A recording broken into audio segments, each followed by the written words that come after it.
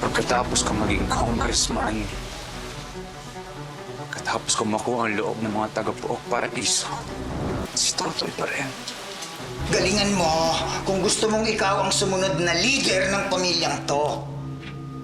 Ayoko ng mga palpa! Ano bang meron dyan kay Totoy, ha?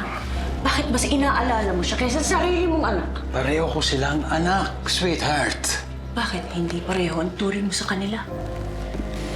Ibang iba na itong Pook Paraiso, layo sa kinalakihan natin. Simula yung naghari yung mga Perez, yung mga Castillo. Alam mo, naging Pook Impyerno na to. Aayusin natin yung bayan natin. Hindi ako papayag na mangyari yun sa bagong paraiso. Baldo Anastasio, NIA Agent, Organized Crime Division. After 6 months, MIA na siya. Lalabang ka sa tournament na yan. At ikaw ang magiging warrior ko. Kapag naipanalo mo ang laban na yan, siguradong malaki ang makukuha mong cut. Carlo J. Caparas, Totoy Pato.